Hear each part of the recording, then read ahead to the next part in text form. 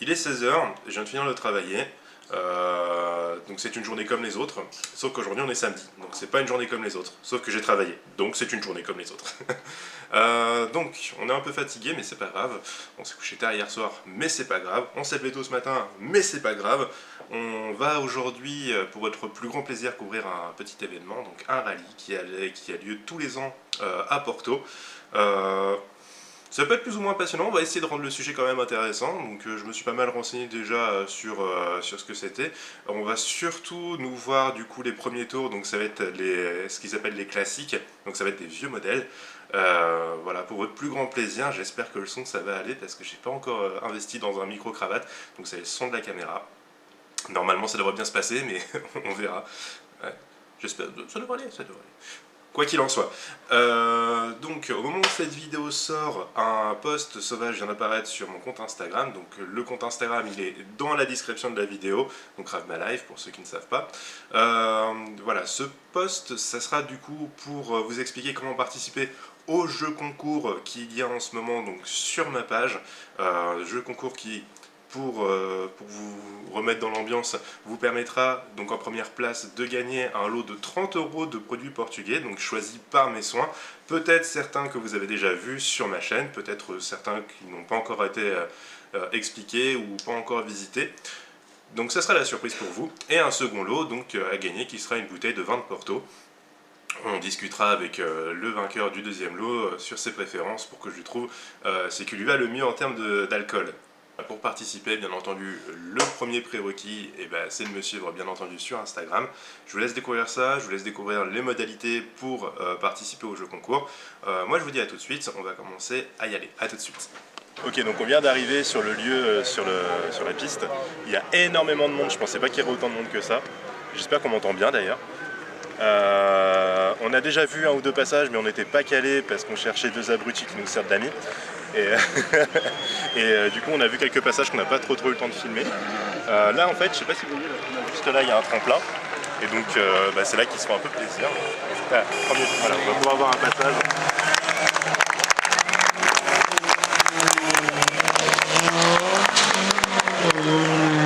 Voilà, vous imaginez un petit peu le genre de déjanté du coup qu'on va voir aujourd'hui.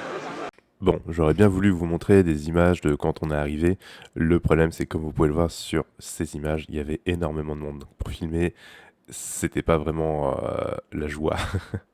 Bon, je vais profiter de ces quelques images de la course pour vous parler un petit peu de l'étape en elle-même.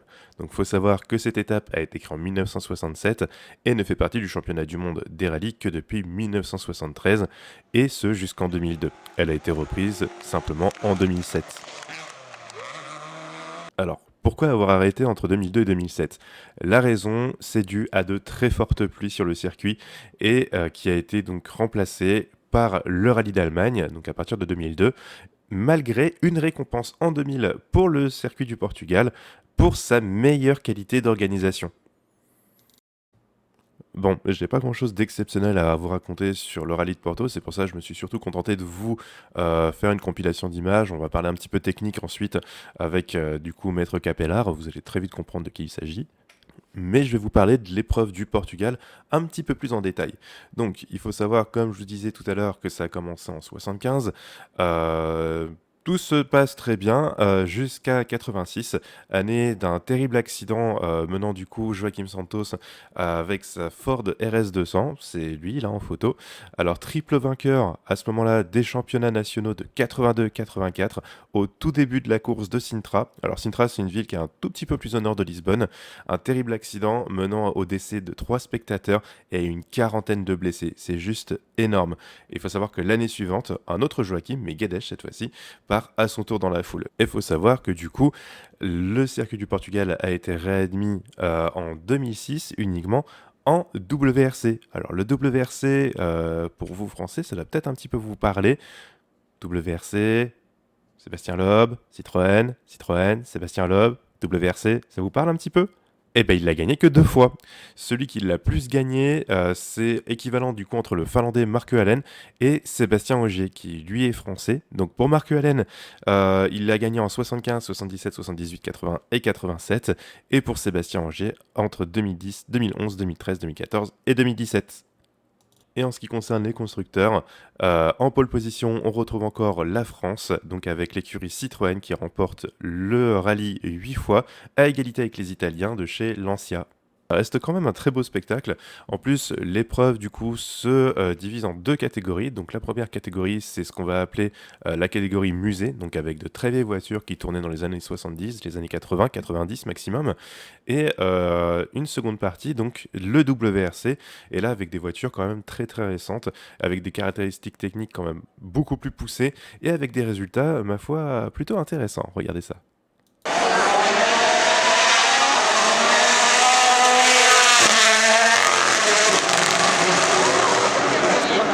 C'est le Ravma du montage qui vous parle, un peu fatigué, un peu malade. Simplement pour la transition, on va maintenant faire appel à mon ami Antoine, donc qui était présent avec nous lors de l'événement, pour répondre en fait à quelques questions que je me suis posées, que ce soit en termes techniques ou en termes d'histoire. Donc Antoine, 10 mètres capellard pour les intimes, est un grand passionné de tout ce qui va être sport automobile, de moto également, de mécanique. Donc il s'est fait un grand plaisir de me répondre. Il va donc apporter les éléments de réponse à mes questions et peut-être même répondre à des questions auxquelles vous n'aviez pas pensé ou que vous vous posiez. Antoine, c'est à toi maintenant. Est-ce que du coup un châssis plus ou moins souple ou plus ou moins dur va en fait avoir un impact vis-à-vis en fait de sa prise au vent quand par exemple quand tu vas prendre un virage? C'est pas une question de prise au vent dans un virage. Non, ce que je veux dire, tu vois, c'est tu vas un peu chasser du cul, admettons.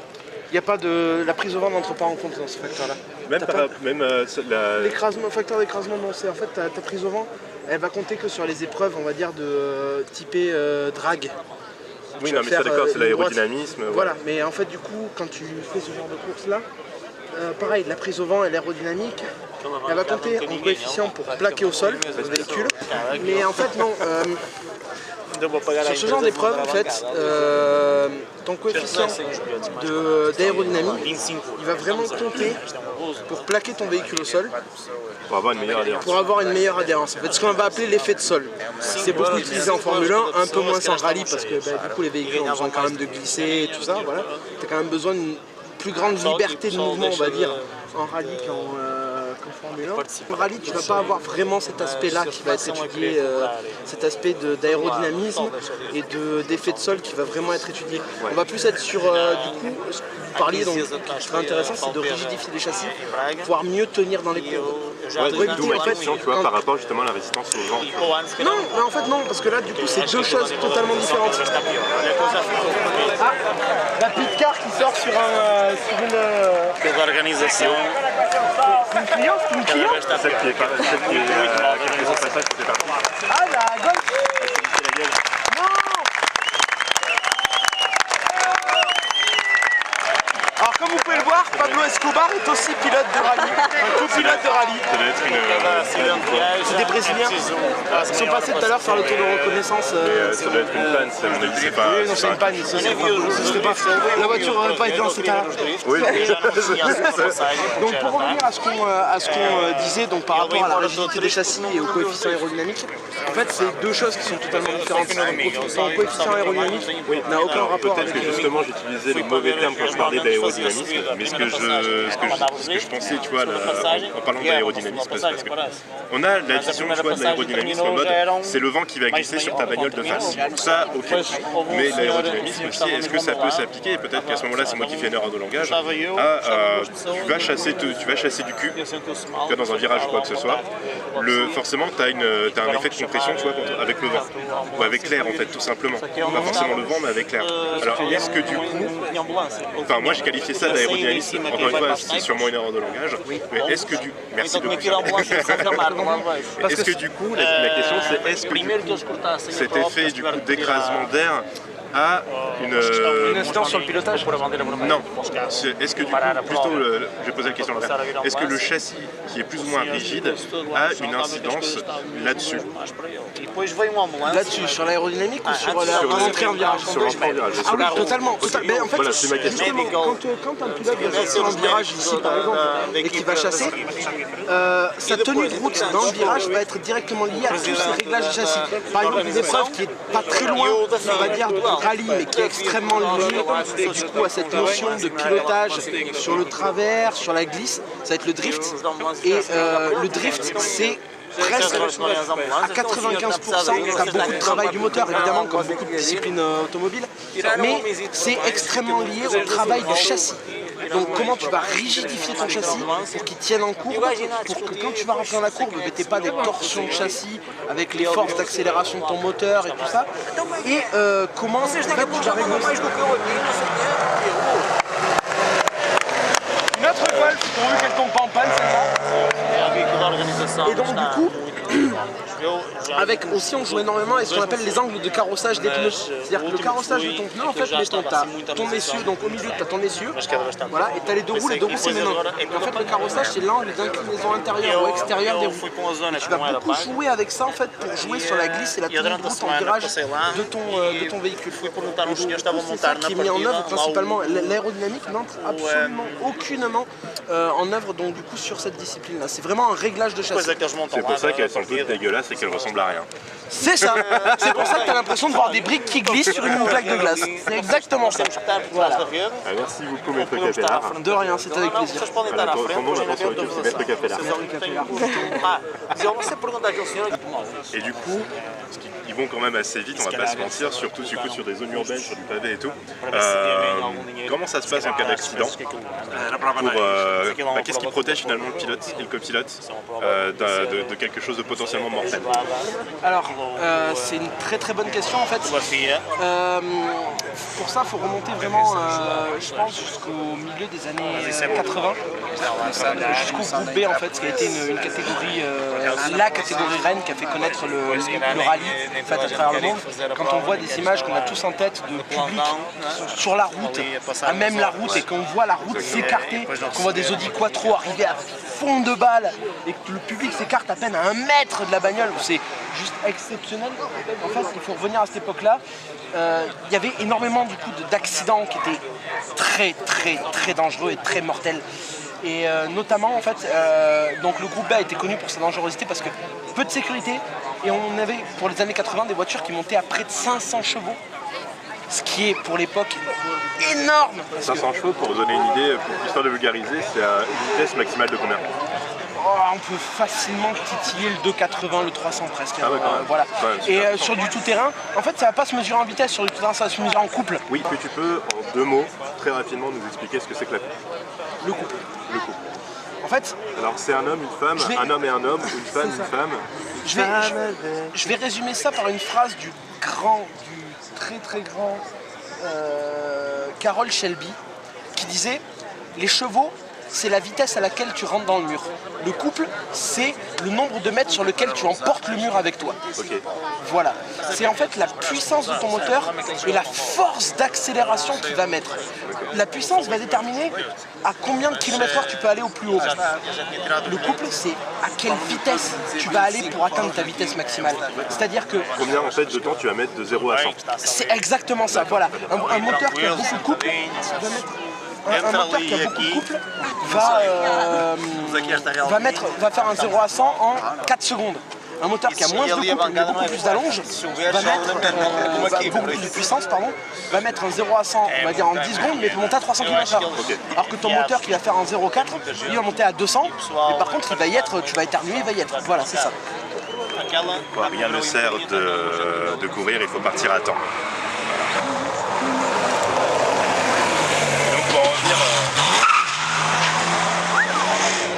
Donc pour en revenir du coup à la sécurité, les accidents... Donc voilà, on en revient au groupe B, donc des voitures extrêmement puissantes, extrêmement coupleuses, très dangereuses.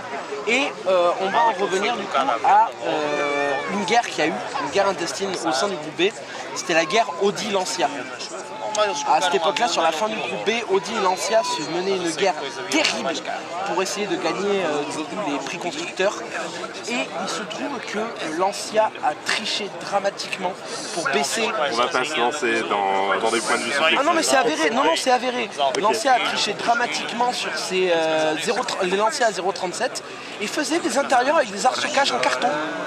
Littéralement en carton, avec des portes en plastique. Et du coup, qu'est-ce qu'un arceau-cage? J'y viens. Donc, à la fin du B, il y a eu un accident dramatique sur le rallye de Corse où 2 pilotes Lancia se sont tués dans une sortie de virage. Ils ont plongé dans un ravin en sortie de pont. Alors, le pilote était apparemment aussi un peu les années 80. Une autre vision de la sécurité. C'est ça, exactement. Et donc, du coup, entre l'arceau-cage en carton et lui qui était. Ils se sont butés. À partir de là, en fait, les grandes instances.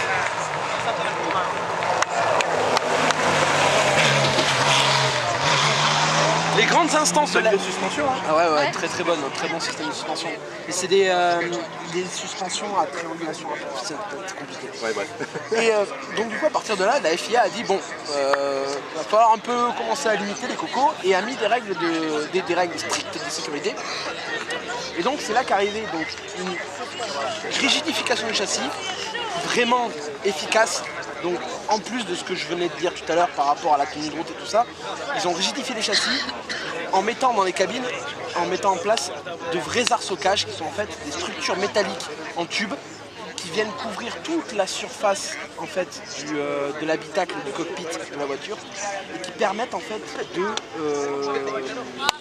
d'éviter les écrasements en cas de choc, donc de préserver vraiment l'intégrité du pilote. D'éviter de ressembler à une canette de petits pois écrasée sous une Doc Martens.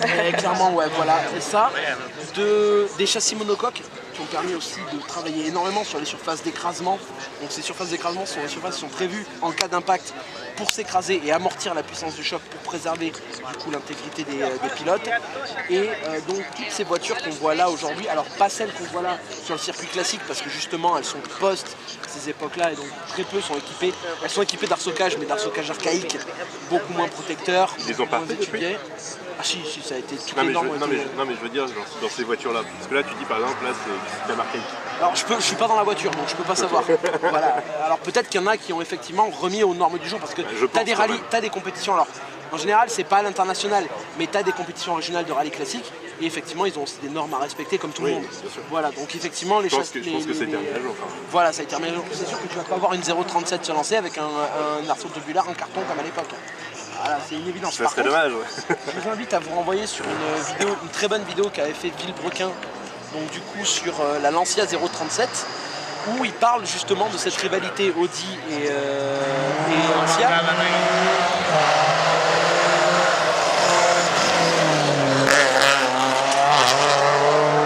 Où il parle du coup de cette rivalité Audi-Lancia et des problèmes de sécurité que Lancia avait imposés à leurs pilotes par rapport du coup à cette guerre-là. Très intéressante. Normalement, je vais essayer de vous mettre ça en fiche, ça devrait arriver par là. Ou peut-être par là. Je sais jamais. Sûrement par là. Donc du coup en fait, les européennes, à part les allemandes, puisque du coup elles sont en propulsion, vont avoir beaucoup d'allemandes, à part les Opel, sont en propulsion, et vont avoir tendance à survirer, c'est venir chercher l'arrière. Les françaises, les voitures françaises vont avoir tendance à sous-virer et donc chercher l'avant dans le virage. Voilà. Mais donc du coup, comme je disais, en fait, tu as le survirage et le sous-virage. Et donc du coup, le survirage, en fait, c'est quand la bagnole va venir en survirage, elle va perdre l'avant. Donc c'est-à-dire que ça va venir comme ça, donc tu vas attaquer ton virage et c'est l'avant qui va partir en glisse. Le survirage, c'est quand l'arrière part en glisse, tu perds l'arrière. Voilà. Et du coup, quand c'est une japonaise, parce que tu as parlé d'européennes, surtout, la différence avec les européennes et les allemandes aussi, enfin les allemandes qui un peu virent de l'arrière, mais les européennes ils chassent de l'avant. Mais c'est un petit peu plus compliqué parce que tu as quand même certaines particularités, c'est assez étrange, il peut y avoir des réglages différents. D'accord, donc en général, les européennes, elles perdent l'avant. Les américaines. Les américaines, elles perdent l'arrière, elles tiennent pas la route, c'est une horreur. Et les japonaises, elles perdent l'arbor. Elles perdent l'arbor. Voilà.